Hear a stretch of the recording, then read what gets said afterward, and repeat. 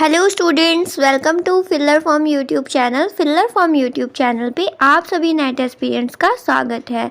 जैसे कि आप सभी को पता है, जो भी स्टूडेंट्स प्रिपरेशन कर रहे हैं, किसकी बोलो, पेपर 2 कॉमर्स की, उनके लिए डेली 3 बजे लेके आती हूँ मैं क्लास, जिसमें हम डिस्कस करते हैं जो भी कॉमर्स का सिलेबस है उसको यूनिट वाइज। अभी हमारी चल रही है यूनिट नंबर 4, राइट। और जो भी क्लासेस होती है उनकी लिंक्स आपको प्रोवाइड करा दी जाती है, जो फिलर फॉर्म का कॉमर्स का टेलीग्राम चैनल है उस पर, और जो व्हाट्सएप ग्रुप्स बने हुए हैं उस पर।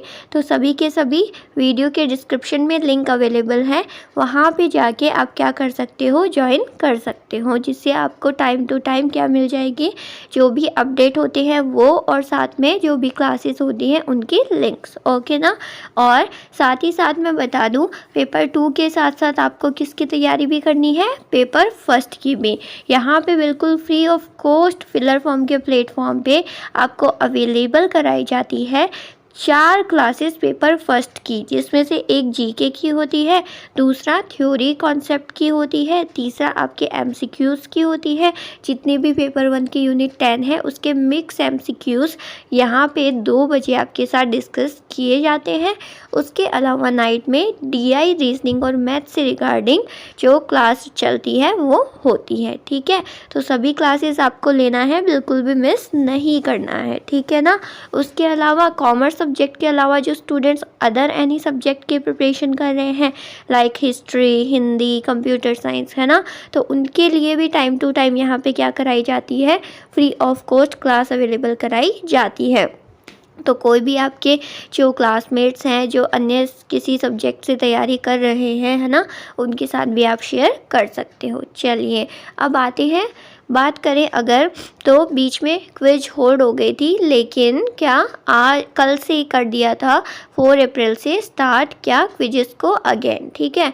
तो जिन जिन ने अटेम्प्ट किया है क्विज नंबर 4, उसके जो रैंकर्स हैं कि फर्स्ट रैंक किसने प्राप्त किया है, ठीक है, वो मैं यहाँ पे बताने वाली हूँ। तो पहले तो सभी को यही बोलूँगी, डेली जो भी क्विज होती हैं वो आप क्या कर लिया करो, डेली अटेम्प्ट किया करो। आपको पता भी नहीं चलेगा कितने एमसीक्यूज़ आप कर पाओगे जब तक आपका एग्ज़ाम आएगा तब तक, है ना, ठीक है।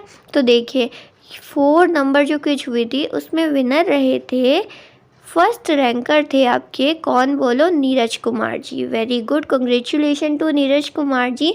सेकंड है आपके गोल्डी त्यागी, और थर्ड रहे हैं हार्दिक पटेल जी। अब मैं बता दूं, ये दोनों, मैं नीरज जी और हार्दिक जी को जानती हूँ, ये दोनों मैंने देखा है 100% अपनी अपीयरेंस देते हैं क्लास के अंदर, वीडियो को लाइक भी कर देते हैं, अटेंडेंस फिल कर देते हैं, और लाइव क्लास में इतना एकदम बोल सकते हैं कि इतना ज़्यादा इंटरेस्ट लेके स्टडी करते हैं और डिस्कशन भी करते हैं जो भी मैं टॉपिक बताती हूँ उनके ऊपर, राइट। तो इसी तरीके से सभी को क्या करना है, स्टडी करना है। रिज़ल्ट आपके सामने है, because you also want to become ranker. आप भी क्या बनना चाहते हो, रैंकर बनना चाहते हो या नहीं, वी ऑल वांट जीआरएफ, है ना। तो सभी को इसी तरीके से क्लासेस लेना है, प्रिपरेशन करना है और रैंक हासिल करना है। तो all of you very very congratulation, ऐसे ही स्टडीज़ करते रहिए, ठीक है। चलिए अब आते हैं हमारे मेन टॉपिक पे। जैसे कि सभी स्टूडेंट्स को पता है, अभी हमारी चल रही है यूनिट नंबर 4 बिजनेस फाइनेंस, जिसमें हमने मोस्ट प्रोबेबली जो चैप्टर्स हैं वो कवर अप किए हैं। अभी बचे हैं हमारे 2 चैप्टर्स, जिसमें से अभी हमारा चल रहा है, बोलो कौन सा, कैपिटल बजटिंग डिसीजन, पूंजी बजटिंग निर्णय। क्या होता है कैपिटल बजटिंग, बेसिकली हमने पूरा कॉन्सेप्ट समझा था लास्ट क्लास में ही, ठीक है, कि जब हम इन्वेस्टमेंट डिसीजन लेते हैं उसमें लॉन्ग टर्म में हमें फिक्स असेट पे जो इन्वेस्ट करना होता है उसका डिसीजन लेना, कि हम कौन से प्रोजेक्ट में इन्वेस्ट करें या ना करें, और अगर करेंगे तो कितना रिटर्न मिलेगा, और हमें करना चाहिए या नहीं करना चाहिए।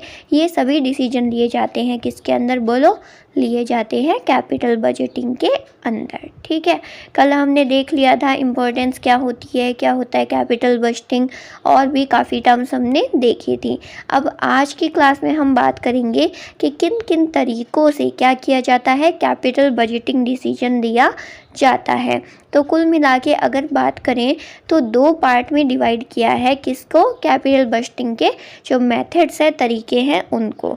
तो देखिए, एक तो है आपका ट्रेडिशनल अप्रोच, ठीक है, जिसमें क्या है हम पढ़ेंगे पे बैक पीरियड मेथड और ARR method, accounting rate of return method. ठीक है, इन दोनों को डिटेल में समझेंगे। ट्रेडिशनल अप्रोच जो है, ट्रेडिशनल मेथड है उसके अकॉर्डिंग। ठीक है, ट्रेडिशनल में ये दोनों आएंगे, पे बैक पीरियड और accounting rate of return. Okay, और अगर बात करें दूसरा फैक्टर है आपका टाइम एडजस्टर और डिस्काउंटेड कैश फ्लो। ठीक है, इसमें हम ये जो सारे मेथड्स हैं, net present value, profitability index, terminal value, discounted pay back, internal rate of return, IRR हो गया, ये सारे हम डिस्कस करेंगे इसके अंदर। ठीक है, तो 2 या 3 क्लास में हम क्या कर देंगे, सारे के सारे मेथड्स कवर अप कर लेंगे। ठीक है, आज की क्लास में जो मेथड्स हम डिस्कस करेंगे वो रहेंगे जो ट्रेडिशनल अप्रोच है, ट्रेडिशनल या फिर नॉन डिस्काउंटिंग हम बोल सकते हैं, उनके जो 2 मेथड्स है, एक तो कौन सा, पे बैक पीरियड मेथड, और एक आपका बोलो ARR मेथड। इन दोनों को हम डिस्कस करेंगे। ठीक है, तो सभी जल्दी से क्लास को ज्वाइन कर लीजिए ताकि क्या करें, हम जो आज का हमारा मेन लेक्चर है वो हम अभी शुरू करने जा रहे हैं। ओके, तो चलिए लेट्स स्टार्ट नाउ। सबसे पहले हम बात करते हैं हमारे कैपिटल बजटिंग के फर्स्ट मेथड की, जो है आपका पे बैक पीरियड। ठीक है, अदायगी अवधि विधि। ओके, तो इसमें क्या होता है, मैंने देखिए यहाँ पे शॉर्ट में लिख लिया है, आप भी ऐसे ही नोट डाउन कर लेना कि कितने दिनों में जब हम इन्वेस्ट कर रहे हैं तो कितने दिनों में क्या होगा कि इन्वेस्ट किया गया जो पैसा है, जो हमने इन्वेस्ट करने पे जो पैसे लगाए हैं वो वापस रिकवर हो जाएंगे। ये हम चेकआउट करेंगे उस पर्टिकुलर प्रोजेक्ट में। ठीक है, कि जहाँ हम इन्वेस्ट कर रहे हैं जिस प्रोजेक्ट में, तो कितने दिनों में वो वापस आ जाएंगे। जैसे मान लीजिए कोई प्रोजेक्ट है 4 लाख रुपए का। ठीक है, अब 4 लाख रुपए हम किसी चीज़ में इन्वेस्ट कर रहे हैं। अब हम ये कैलकुलेट करेंगे कि जब हमारी रिटर्न आएगी तो कितने दिनों में वो 4 लाख रिकवर हो जाएंगे, वो हम यहाँ पे क्या करेंगे, ज्ञात करेंगे। ठीक है, और कौन से प्रोजेक्ट को फिर हम चूज़ करेंगे, जिस प्रोजेक्ट से हमें जो हमने कॉस्ट लगाई है, 4 लाख रुपए लगाए हैं, उसकी रिकवरी, उसका रिटर्न जितना जल्दी हमें जिस प्रोजेक्ट से मिलेगा उसी प्रपोजल को हम क्या करेंगे, एक्सेप्ट करेंगे, और अदरवाइज़ हम क्या कर देंगे, रिजेक्ट कर देंगे। क्लियर है? तो आइए, आपको नॉर्मल वे में समझा दिया, अब थ्योरेटिकली समझते हैं, हिंदी इंग्लिश दोनों में समझेंगे, डोंट वरी। ठीक है, तो अदायगी अवधि विधि, पे back period method is defined as the number of years required for the proposal's cumulative cash inflows to be equal to its cash outflows. मतलब यहाँ पे हम उन सालों को कैलकुलेट करेंगे, उन ईयर्स को जिसमें कैश का आउटफ्लो, अब you know the mean of cash outflow and cash inflow. जब हम क्या कर रहे हैं, इन्वेस्ट कर रहे हैं, तो हमारा पैसा क्या हो रहा है, जा रहा है, तो उसे तो हम बोलेंगे कैश आउटफ्लो। तो हमने इन्वेस्ट किया, 4 लाख रुपए हमारे क्या हुए, कैश का आउटफ्लो हुआ। ठीक है, तो क्या बोल रहा है कि कैश का आउटफ्लो है ना, वो जब इक्वल हो जाएगा किसके, सॉरी, कैश का जो इनफ्लो है। अब इनफ्लो क्या हो गया कि हमने इन्वेस्ट किया, आउटफ्लो कर दिया, अब रिटर्न आ रही है, धीरे धीरे प्रॉफिट हो रहा है, और कैश का क्या हो रहा है, इनफ्लो हो रहा है। तो जितने सालों में क्या हो जाएगा, जो कैश का इनफ्लो है ना, जो आ रहा है, प्रॉफिट आ रहा है, रिटर्न आ रहा है, वो इक्वल हो जाएगा किसके, कैश आउटफ्लो के, जितना हमने कॉस्ट लगाया है उसके।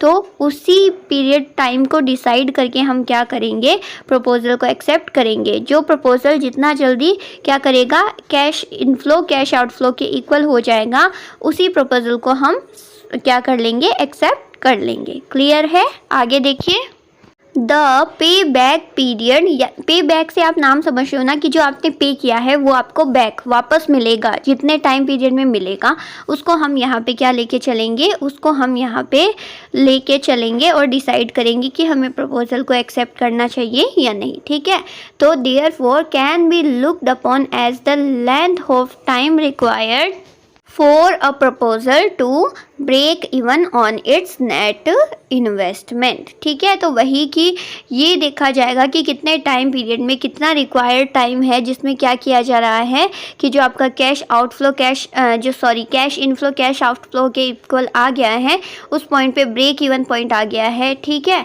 जितना आपने इन्वेस्ट किया है उतना कितने टाइम पीरियड में आपकी रिटर्न आ रही है वापस, उसको देख के जब हम ये डिसीजन लेंगे कि हमें प्रपोजल को एक्सेप्ट करना है या नहीं करना है, उसे ही हम बोलेंगे पे बैक पीरियड। ठीक है, ये बात आपको ध्यान में रखनी है।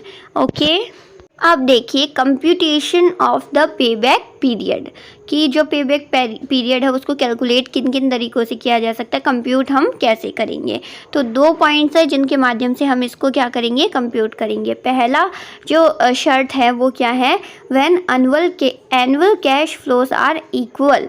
कहने का मतलब हर साल क्या हो रहे हैं, जो कैश फ्लोज है ना वो क्या है, इक्वल है। ठीक है, तो इसमें पे बैक पीरियड का फॉर्मूला क्या लगेगा कि जितना कैश का आउटफ्लो हुआ है उसको डिवाइड करेंगे जितना कैश का इनफ्लो हो रहा है उससे। ठीक है, कहने का मतलब जो हर साल आपको कैश का इनफ्लो आ रहा है ना हर साल में, वो जब इक्वल है, मान लीजिए आपने 4 लाख रुपए इन्वेस्ट कर दिए। ठीक है, अब आप पहले साल 20,000 रुपये रिटर्न आया, दूसरे साल 20,000, यानी हर साल क्या आ रहा है, इक्वल कैश इनफ्लो आपका आ रहा है।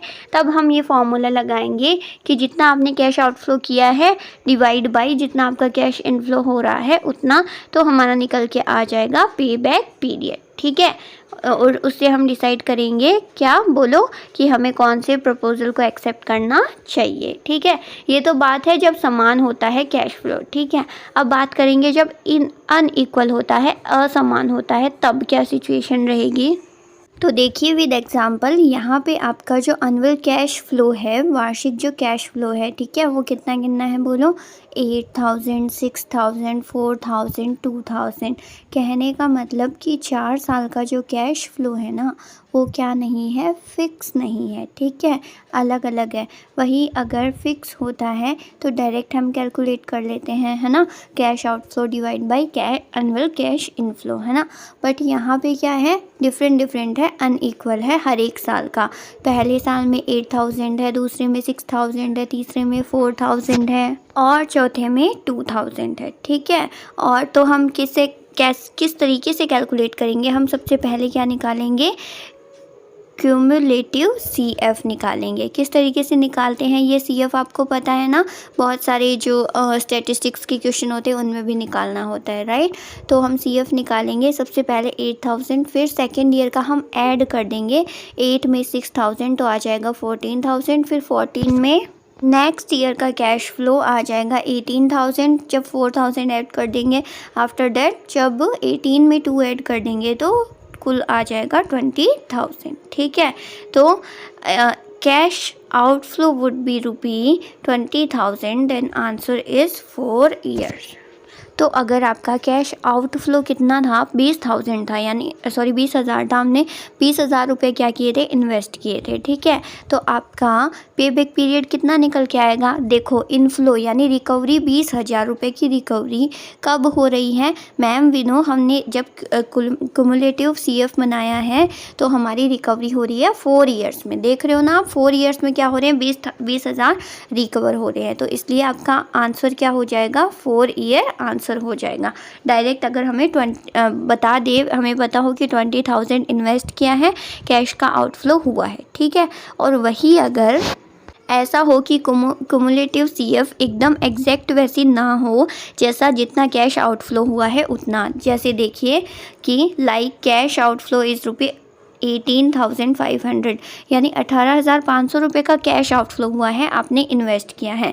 लेकिन जब हम CF में देखते हैं तो 18,500 तो है ही नहीं डायरेक्ट, है ना। तो इसके लिए फिर हम कैसे कैलकुलेट करेंगे, देन पे बैक वुड बी, किस तरीके से कैलकुलेट होगा, हम सबसे पहले क्या करेंगे, जो हमारी कॉस्ट है 18,500 जो हमने इन्वेस्ट किया है, ठीक है, वो हम मेज़र करेंगे कि कौन सी CF में, कौन से ईयर तक की CF में उससे कम है। तो देखिए 3 साल तक क्या हो रहे हैं, 18,000 हो रहे हैं। ठीक है, तो हम ले लेंगे 3 years, देखना है उससे कम, जैसे 18,500 है तो उससे कम हम देखेंगे। ठीक है, 3 ईयर्स तक उससे कम है, क्योंकि 20 तो ज़्यादा हो जाएंगे 18,500 से, है ना। तो 18 क्या है, कम है, तो हमने ले लिए 3 ईयर्स, ठीक है। अब 18,000 तो आ गए, अब 500 रुपये और बचे हैं, तो हम ले लेंगे 500 डिवाइड बाई जो नेक्स्ट 18,000 से नेक्स्ट CF में क्या है बोलो, 20,000, ठीक है। तो नीचे हम ले लेंगे 20,000, जो 4th ईयर में जितना क्या हुआ है CF हमारी आई है वो, ठीक है। और जब हम इसे कैलकुलेट करेंगे तो हमारा ईयर जो निकल के आएगा ना एग्जैक्ट, वो ना तो 3 है ना 4 है, कितना ईयर है, 3.25 ईयर है। हम बोल सकते हैं कि अगर किसी प्रोजेक्ट पे 18,500 रुपये का निवेश किया गया है, 18,500 इन्वेस्ट किए गए हैं, तो वो हमारे रिकवर कितने ईयर में, कितने टाइम पीरियड में हो जाएंगे मैम, वो रिकवर हो जाएंगे, हमने कैलकुलेट किया अभी वो 3 साल 3 महीने में रिकवर होंगे। तो हमें अब ये पता चल गया कि ये जो प्रपोज़ल है ये 3 साल 3 महीने में रिकवर होगा। अब ऐसे ही अन्य किसी प्रोजेक्ट से उसकी तुलना कर सकते हैं, राइट। फिर हम जो बेस्ट होगा, जो सबसे ज़्यादा कम समय में रिकवरी दे देगा, उस प्रपोज़ल को हम एक्सेप्ट कर लेंगे और बाकी प्रोजेक्ट्स को हम रिजेक्ट कर देंगे। इस तरीके से हम क्या कर देंगे, पे बैक पीरियड के माध्यम से कैपिटल बस्टिंग का डिसीजन ले पाने में सक्षम हो पाएंगे। क्लियर है। ये एग्जाम्पल एक किया है, आगे और भी एक एग्जाम्पल कर लेते हैं ताकि आपको डिटेल में समझ में आ जाएगा, राइट। तो देखिए अभी थोड़ा सा हिंदी में भी इसको डिस्कस कर लेते हैं, ठीक है। लैंग्वेज दोनों चलती है ताकि सारे बच्चों को कोई भी कन्फ्यूज़न ना हो, सभी को अच्छे से समझ में आ जाए, ठीक है।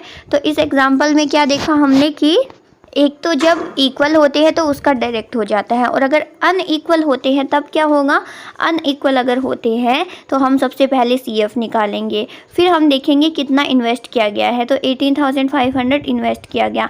अब हम उससे पहले वाला देखेंगे तो वो था 18,000 जो 3rd ईयर में था, वो हमने ले लिया 3rd ईयर, प्लस बचे कितने 18,000 के ऊपर 500 रुपये और बचे हैं, वो ले लिए हमने।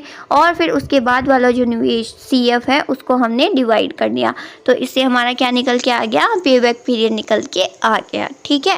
तो इसको आपको ध्यान में रखना है। चलिए आगे देखते हैं। अदायगी अवधि विधि, वही पे बैक पीरियड मेथड, ठीक है। पूंजी बजटिंग की यह विधि सबसे अधिक प्रचलित विधि है। क्यों, इसका रीज़न क्या है कि ये गणना में सबसे क्या होती है, इजी होती है कैलकुलेट करने में, ठीक है।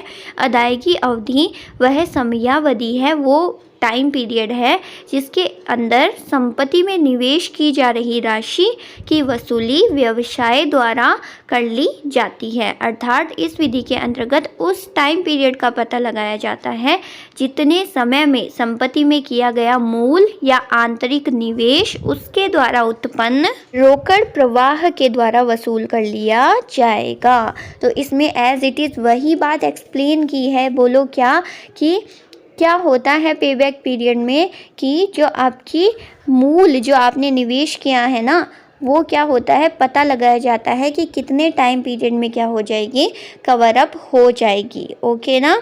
जिस परियोजना की अदायगी अवधि जितनी कम होती है, जितना कम टाइम पीरियड लगता है रिकवरी होने में, जो कॉस्ट जो इन्वेस्ट आपने किया है उसमें उतनी ही शीघ्र, उतनी ही जल्दी अपनी लागत की वापसी कर लेती है, उतनी ही आपने जो कॉस्ट जो लगाई है वो वापस आ जाती है, ठीक है, एज अ रिटर्न।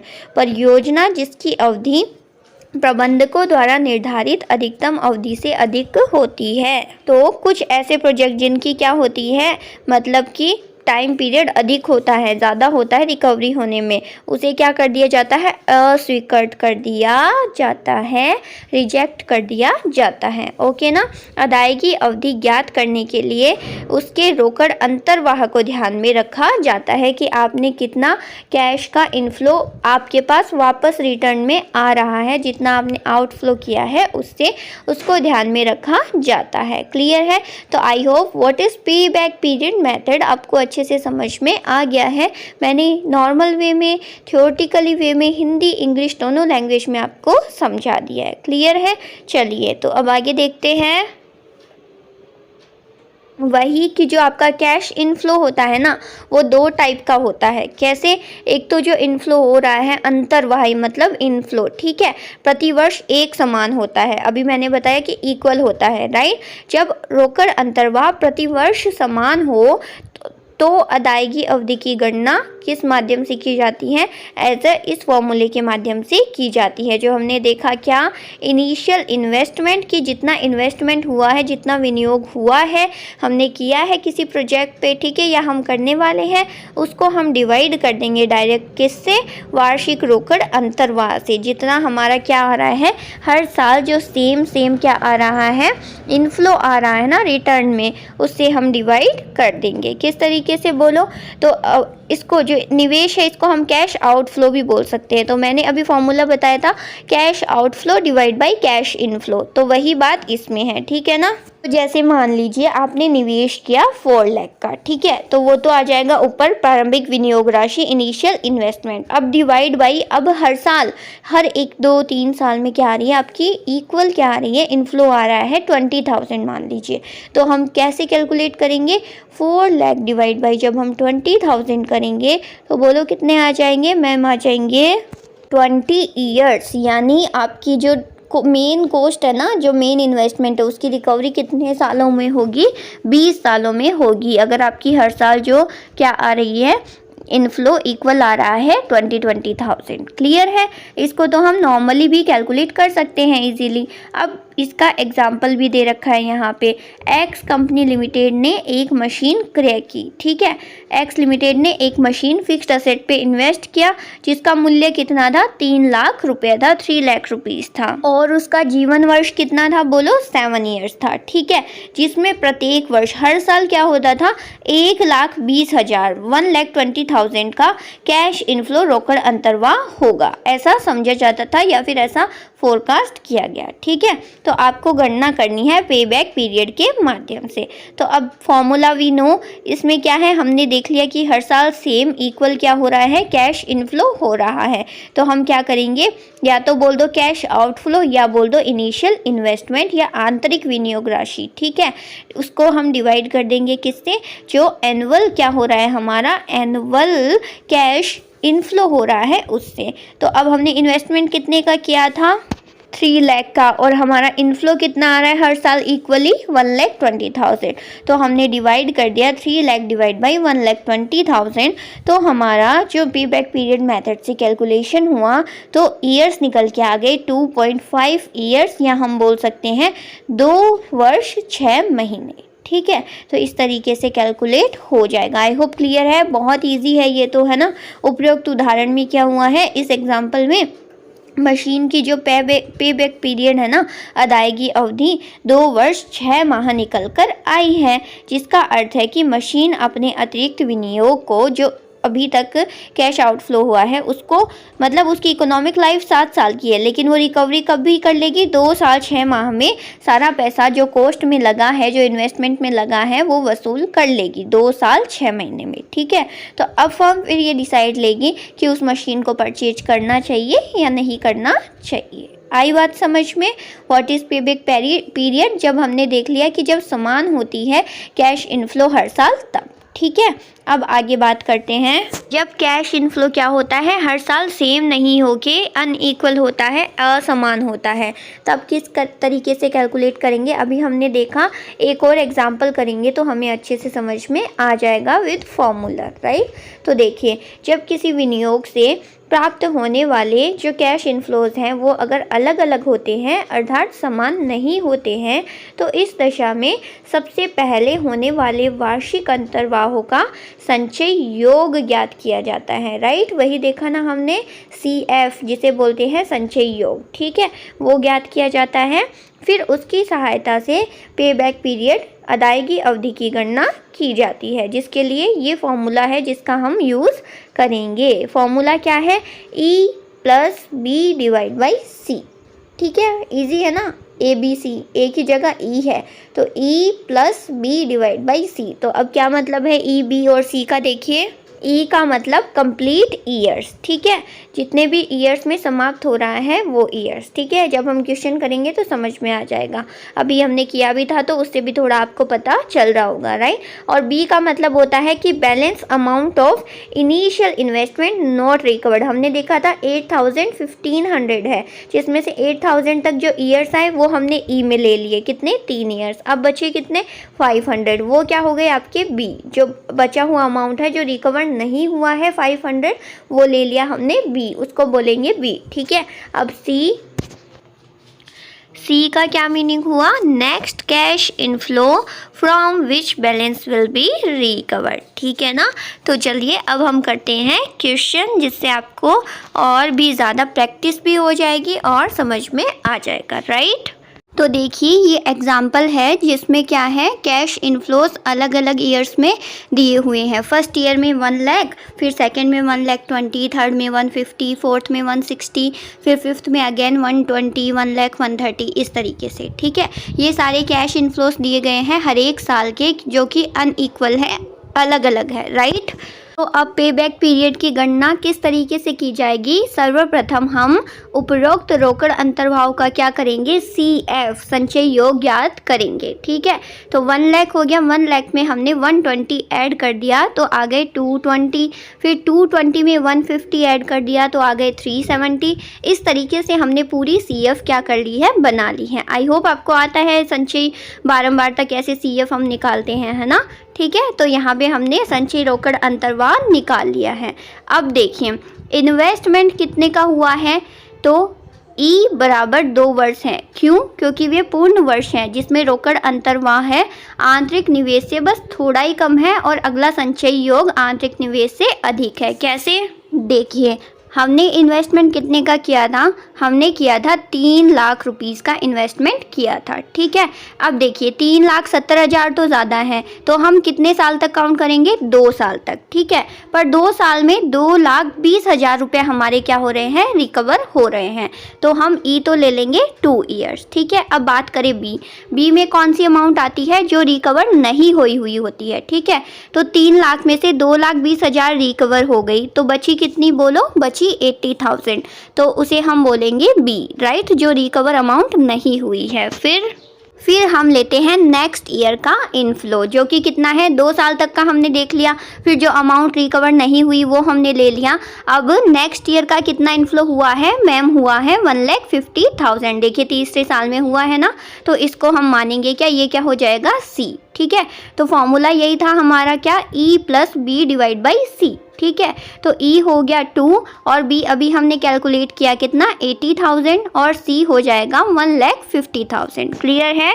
और जब हम इसे सॉल्व करेंगे तो हमारा आंसर जो है वो आ जाएगा 2.533 ईयर्स, जिसे हम बोल सकते हैं 2 वर्ष 195 दिन, ठीक है, 2 ईयर्स 195 डेज। ये आपकी हो जाएगी उपयुक्त एग्जाम्पल में अदायगी अवधि 2 वर्ष 195 दिन होगी, क्लियर है। तो अगर अनइक्वल हो इनफ्लो तो किस तरीके से हमें कैलकुलेट करना है, फॉर्मूला आपके पास है E + B / C। E क्या होता है, B क्या होता है, C क्या होता है, मैंने आपको बता दिया है, क्लियर है। तो इसी तरीके से अगर क्वेश्चन आएगा तो आपको क्या करना है, सॉल्व करना है एग्जाम के अंदर, ओके, क्लियर है यहाँ तक सभी को। अब देखिए अब बच गया क्या कि पे बैक पीरियड में किस तरीके से डिसीजन लिया जाना चाहिए एक फर्म के द्वारा, एक कंपनी के द्वारा, जब पे बैक पीरियड के मेथड के थ्रू, राइट। तो इसके लिए डिसीजन मेकिंग किस तरीके से की जाएगी, बताइए। अभी तक हमने इतना पढ़ लिया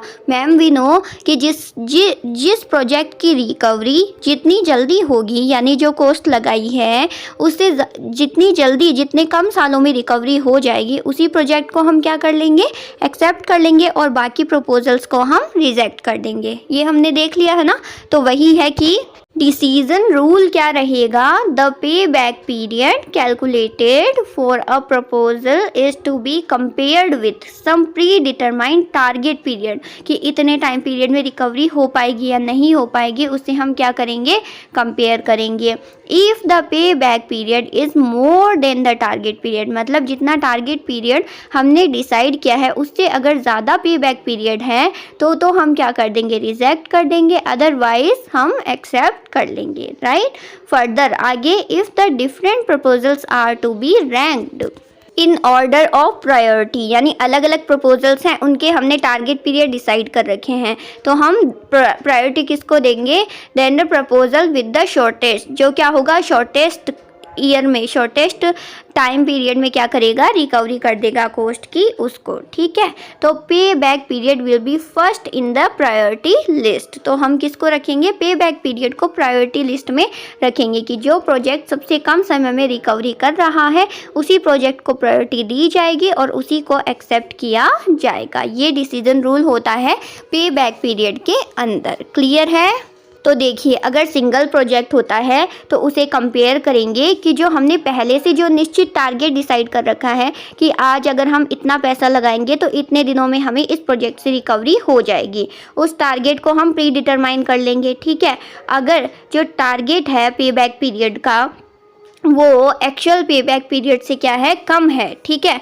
मतलब जो हमने टारगेट डिसाइड किया है 3 साल का, मान लीजिए 3 साल में रिकवरी हो जाएगी, सारी कॉस्ट हमें वापस मिल जाएगी एज रिटर्न, जबकि रिकवरी हो रही है 3.5 साल में, 4 साल में, तो हमारा जो टारगेट ईयर था वो तो फुलफिल हुआ ही नहीं, उससे ज़्यादा टाइम लग रहा है, तो हम उस प्रपोजल को क्या कर देंगे, रिजेक्ट कर देंगे। और वही अगर टारगेट पीरियड जो है वो ज़्यादा है, किससे, जो पे बैक पीरियड आया है उससे, किस तरीके से, यानी हमने टारगेट डिसाइड किया था कितने का, 4 साल का, जबकि हमारी रिकवरी 3.5 साल में हो गई या 3 साल में ही हो गई, तो हम उस प्रपोजल को क्या करेंगे, एक्सेप्ट कर लेंगे, ठीक है। जब सिंगल फर्म होती है, सिंगल प्रोजेक्ट होता है, तब ये बात हम सोचते हैं, और अगर मल्टीपल प्रोजेक्ट होते हैं तो उसमें क्या करेंगे, शॉर्टेस्ट पे बैक पीरियड इज़ एक्सेप्टेड, यानी जो सबसे कम पे बैक पीरियड होगा उसको हम क्या कर लेंगे, एक्सेप्ट कर लेंगे। कि मान लीजिए एक प्रोजेक्ट की 2 साल में रिकवरी हो रही है, एक की 3 में, एक की 2.5 में, एक की 1.5 में, एक की 1 साल में ही हो रही है, तो हम कौन से प्रोजेक्ट को एक्सेप्ट करेंगे,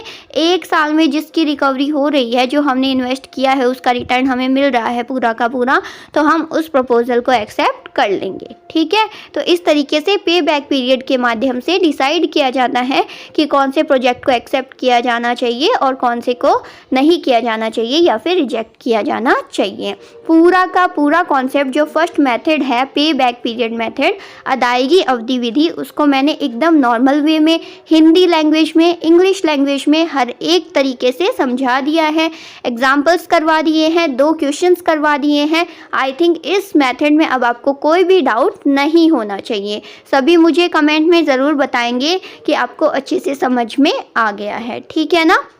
because we have to do quality study, ठीक है ना, कि जो हम पढ़ रहे हैं एटलीस्ट जो ऐसा पढ़ें कि उसमें से कहीं से भी क्वेश्चन आ जाए, हमें अच्छे से उसके बारे में पूरा कॉन्सेप्ट पता हो, तभी आपका कॉन्फिडेंस बूस्ट होगा क्वेश्चन अटेम्प्ट करने का, ओके ना। तो चलिए, आज हमने पढ़ लिया है, बोलो क्या, हमने पढ़ लिया है पे back period method capital budgeting का, जो कि फर्स्ट मेथड है ट्रेडिशनल में, ओके। कल हम बात करेंगे ARR मेथड की, अकाउंटिंग रेट ऑफ रिटर्न की। इसको भी जैसे पे बैक पीरियड को पढ़ा है वैसे ही हम पूरा डेप्थ में डिटेल में अच्छे से पढ़ेंगे, क्योंकि इनमें से क्वेश्चन पुटअप होने के चांसेस रहते हैं। हिंदी और इंग्लिश दोनों लैंग्वेज में नोट्स हैं, तो उसी के अकॉर्डिंग हम समझेंगे, फॉर्मूलाज सीखेंगे, लर्न करेंगे फॉर्मूलाज, फिर हम उनके माध्यम से क्या करेंगे, क्वेश्चंस करेंगे, जिससे आपको सारे के सारे जो मेथड्स हैं ना कैपिटल बजटिंग के, वो बिल्कुल क्लियर हो जाएंगे, ओके ना। तो अच्छे से क्लास लगाइएगा, ओके, और रिविज़न भी करते रहिएगा साथ में विद क्वेश्चंस। अब अगर बात करें तो लास्ट जो क्विज थी उसमें जो क्विज नंबर 5 है वो आपने अटेम्प्ट की है। अब मैं उसकी सॉल्यूशंस आपके लिए लेके आई हूँ, ताकि किसी को भी कोई भी डाउट ना हो कि किस क्वेश्चन का कौन सा आंसर करेक्ट है, ओके ना। तो सभी ध्यान देंगे, जिन्होंने अटेम्प्ट किया है वो देखेंगे कि कौन सा किसका ऑप्शन सही है, तो उससे आपको पता चलेगा कि आपने किस तरीके से क्वेश्चंस को क्या है अटेम्प्ट किया है, ठीक है। तो क्वेश्चन नंबर 4 के मैंने आप सभी को विनर्स बता दिए हैं, जिनकी रैंक आई है, जो फर्स्ट आया है उसका रिजल्ट आ गया, ठीक है। अभी क्वेश्चन नंबर 5 आप लोगों ने अटेम्प्ट कर ली है ना सभी ने, उसकी सॉल्यूशंस मैं लेके आई हूँ, और कल फिर जो क्विज नंबर 5 में जिसने विनर रैंक हासिल की है फर्स्ट सेकेंड थर्ड, उनके मैं यहाँ पे अनाउंस कर दूंगी रिजल्ट, ठीक है ना। तो चलिए, अब 5th नंबर जो क्विज हुई थी उसके मैं क्वेश्चंस आप सभी के साथ विद आंसर शेयर कर देती हूँ, ठीक है। तो आपका क्वेश्चन नंबर 1 था, बोलो क्या था, विच research includes all types of researches into human motives when it refers to qualitative research designed to uncover the consumer's subconsciousness or hidden motivations। क्या बोल रहा है, किस शोध में, कौन सी रिसर्च में मानव उद्देश्यों में सभी प्रकार के शोध शामिल है, सभी प्रकार की रिसर्च शामिल है जब यह उपभोक्ता की अवचेतन या छिपी प्रेरणाओं को उजागर करने के लिए डिज़ाइन के लिए गुणात्मक शोध को संदर्भित करता है। तो देखिए ये क्वेश्चन ना आपके पेपर फर्स्ट और पेपर 2 दोनों में से ही है। पूछिए कैसे। पेपर फर्स्ट में ये है जो आपकी रिसर्च वाली है ना, यूनिट कौन सी है बोलो, यूनिट नंबर 2 रिसर्च एप्टीट्यूड, ठीक है, उसमें से ही है ये क्वेश्चन। ओके, और अगर पेपर 2 की बात करें तो यूनिट नंबर 5 है स्टेटिस्टिक्स, उसमें पूरा का पूरा रिसर्च का कॉन्सेप्ट है आपका। तो एक टॉपिक आपके दोनों पेपर में है, ठीक है, तो ध्यान में रखना रिसर्च को आपको अच्छे से पढ़ना है और स्टेटिस्टिक्स हम पढ़ेंगे तब भी हम अच्छे से रिसर्च को पढ़ेंगे। ओके ना। तो इसमें जिन्होंने अटेम्प्ट किया ऑप्शन नंबर 1 मोटिवेशनल रिसर्च, ऐसी शोध को हम बोलते हैं मोटिवेशनल रिसर्च, प्रेरक अनुसंधान, ठीक है ना। तो यहाँ पे ऑप्शन नंबर ए इस क्वेश्चन में बिल्कुल करेक्ट था। ओके, चलिए नेक्स्ट क्वेश्चन था आपका कि false and misleading claims and vulgarity in advertisements do not match with, यानी झूठे और भ्रामक दावे और विज्ञापनों में अश्लीलता मेल नहीं खाती है। बताओ कौन सी यूनिट से है ये। देखिए आपको ना पता होना चाहिए क्वेश्चन को पढ़ते ही कि कौन सी यूनिट में से ये है, ठीक है ना। तो ये है आपका, क्योंकि सिलेबस तो आपको अच्छे से रीड आउट करना ही है, तो ये आपका यूनिट नंबर 8 जो मार्केटिंग है ना, विपणन, उसमें से है। ओके, और पूछा है कि एडवर्टाइजमेंट में जो झूठे दावे और विज्ञापनों में कुछ वल्गैरिटी होती है वो इनमें से कौन सा नहीं है, ठीक है, किससे कौन मेल नहीं खाता है। तो देखिए आक्रामक विज्ञापन, aggressive advertising, ethics in advertising, विज्ञापन में नैतिकता, मास लेवल ऑफ एडवर्टाइजिंग, विज्ञापन का मास्टर, या फिर सेल्स प्रमोशन, बिक्री संवर्धन, ठीक है। अब देखिए जो फर्स्ट, थर्ड और फोर्थ है इन पॉइंट्स का कोई लेना देना नहीं है इस बात से कि विज्ञापन में अगर वल्गैरिटी या भ्रामक दावे किए जा रहे हैं, ये किसके आएंगे, ये किस में आएंगे, ये आएंगे कि जो भी एडवर्टाइजमेंट बनाया जाता है उसमें आपको नैतिकता का, एथिक्स का ध्यान रखना पड़ता है। तो अब देखिए एथिक्स जो हमारा सेंटेंस है उसमें बिल्कुल भी एथिक्स नहीं है, क्योंकि भ्रामक दावे, वल्गैरिटी ये सब एडवर्टाइजमेंट में डाली जा रही है, ठीक है। तो एथिक्स होने ज़रूरी है इसीलिए एडवर्टाइज बनाते समय, ठीक है। तो इसमें आपका option number B ethics in advertising, विज्ञापन में नैतिकता, बिल्कुल करेक्ट हो जाएगा, ठीक है। चलिए देखते हैं नेक्स्ट क्वेश्चन था कि विच मेथड, कौन सा तरीका डज नॉट कंसीडर नहीं करता है the time value of money को, ठीक है, कौन सी विधि पैसे के समय मूल्य पर विचार नहीं करती है, ठीक है। तो नेट प्रेजेंट वैल्यू हो गई, internal rate of return, average rate of return, या फिर प्रॉफिटेबिलिटी। तो देखिए ये जो अभी हम करंट में जो चैप्टर पढ़ रहे हैं ना उसी में से क्वेश्चन आया है। ये सारे मेथड्स है किसके, कैपिटल बजटिंग के। तो जो आपके ट्रेडिशनल 2 अप्रोचेस है ना, कौन कौन सी, ARR और पे बैक पीरियड, वो दोनों क्या नहीं करती है, टाइम वैल्यू ऑफ मनी को कंसीडर नहीं करती है, उसमें जो पैसों की वैल्यू है उसको नहीं लिया जाता है, राइट, कि मतलब आगे चल के जो प्रोजेक्ट होगा हमारा उसमें मतलब रिटर्न तो आ रही है जितना आपने कॉस्ट दिया। अभी हमने बात की कि जितना कॉस्ट दिया मतलब जितना 3 लाख रुपए लगाए वो हमें 2 या 3 साल में रिकवर हो रहे हैं,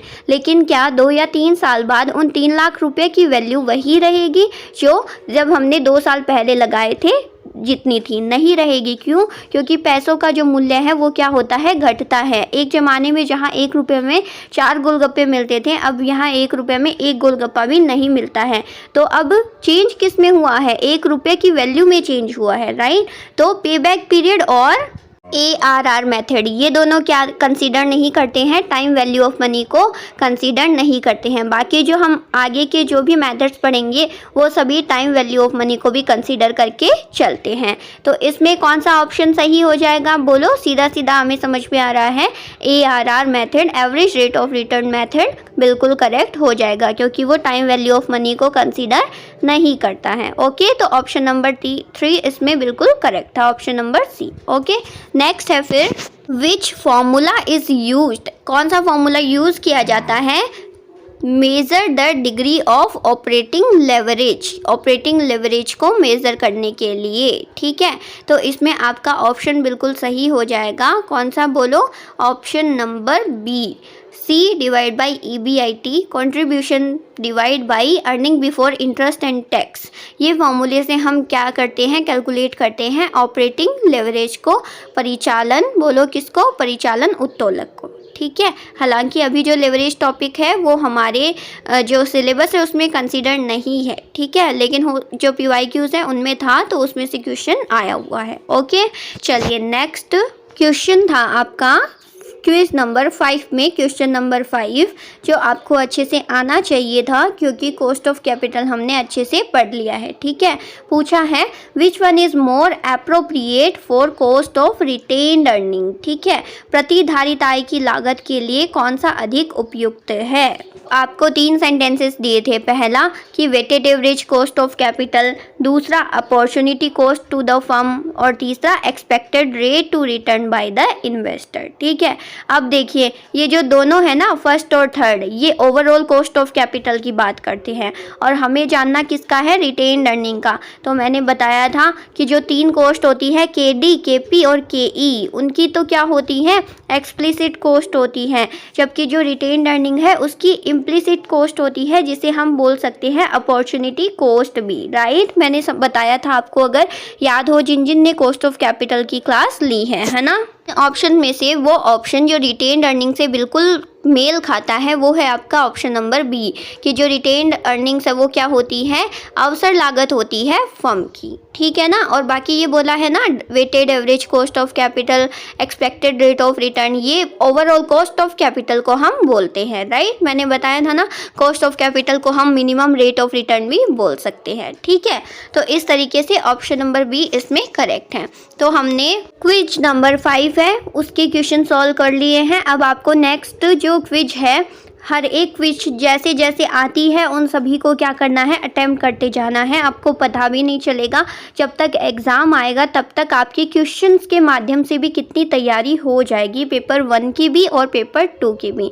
देखिए जो भी हम कॉन्सेप्ट्स लेके आते हैं, क्विजेस लेके आते हैं, क्वेश्चंस लेके आते हैं, वो सभी आपके लिए होता है। हम चाहते हैं कि हमारे प्लेटफॉर्म से आप लोग स्टडी करें और अपने आप को क्या करें, सक्सीड करें, सफलता प्राप्त करें। ठीक है, हमारा मेन एम यही है। तो आप खुद को भी, सभी को फोकस करना होगा अपनी स्टडीज़ पे, अपने ड्रीम पे, because we all want JRF। तो जो भी हम आपको उपलब्ध करवाते हैं बिल्कुल फ्री ऑफ कॉस्ट, तो ये बहुत बहुत बड़ी अपॉर्चुनिटी है आपके पास, तो इसको लूज़ मत कीजिएगा, क्योंकि कोई भी प्लेटफॉर्म ना पेपर 2 की आपको बिल्कुल फ्री ऑफ कॉस्ट तैयारी कहीं भी नहीं करवाएगा, और फुल्ली कॉन्सेप्ट के साथ, मैं ये आपको गारंटी देती हूँ। आप किसी भी प्लेटफॉर्म पे चले जाना, वो या तो सिर्फ MCQs करवाते हैं या फिर 1-2 टॉपिक एक यूनिट में से करा देते हैं, दैट्स इट। ठीक है, तो आपके पास अपॉर्चुनिटी है, इसका आप सभी को पूरा फ़ायदा उठाना है और अपने ड्रीम को अचीव करना है। ओके, तो आज की क्लास में सिर्फ इतना ही। वीडियो कैसी लगी ज़रूर मुझे बताना। सभी अपनी अटेंडेंस दे देना एज अपीयरेंस, लाइक बटन दब जाना चाहिए, लाइक हो जाना चाहिए। ठीक है ना, जितने भी स्टूडेंट्स, चाहे आप करंट टाइम में यानी 3 बजे देखते हो क्लास या फिर बाद में देखते हो, जब भी आप क्लास देखोगे पहले अपनी अटेंडेंस दोगे विद लाइक बटन। ओके ना, मैंने सभी को बोला है, डेली बोलती हूँ यार, हम आपके लिए इतना एफर्ट्स कर रहे हैं तो आप इतना तो कर ही सकते हैं ना। एक बटन प्रेस करने में किसी का कुछ नहीं जाता है, कमेंट करने में, अगर कमेंट करके आप बताओगे तो उससे हमें मोटिवेट मिलेगा और हम आपको और भी अच्छे तरीके से स्टडी करवाएंगे। ठीक है, तो आपको ये सारी चीज़ें करनी है, शेयर कर दिया करो फ्रेंड्स के साथ। ओके ना, चलिए, और अच्छे कमेंट ज़रूर कर देना। ओके, मिलते हैं फिर नेक्स्ट क्लास में। जो भी आप स्टडीज़ करना चाहती हूँ, न्यू स्टूडेंट्स हैं, उनको मैं बता देती हूँ, जितनी भी क्लासेस होती हैं उन सभी क्लासेस के PDF भी आपको बिल्कुल फ्री ऑफ कॉस्ट अवेलेबल करवाए जाते हैं, जो फिलर फॉर्म की वेबसाइट है www.ugcnet.com पे। ओके, तो वहाँ से आप डेली क्या कर सकते हैं, वहाँ से डेली आप कर सकते हैं कलेक्ट। ओके, और ये सारी सोशल साइट्स हैं, नंबर भी हैं, यहाँ से आप कोई भी आपको क्वेरी हो, व्हाट्सएप नंबर है, वहाँ पे आप क्वेरी कर सकते हो। टेलीग्राम चैनल है, उनको ज्वाइन कर सकते हो। ठीक है, व्हाट्सएप ग्रुप्स बने हुए हैं, उनको ज्वाइन कर सकते हो। ओके, सारे अपडेट आपको मिल जाते हैं, क्लासेस की लिंक्स आपको मिल जाती है, और क्विज ज़रूर से अटेम्प्ट करना है, सभी को बोल रही हूँ अगेन। ओके, चलिए मिलते हैं फिर नेक्स्ट क्लास में कैपिटल बस्टिंग की नई टेक्निक्स के साथ। तब तक के लिए thank you so much, keep preparing, bye, take care.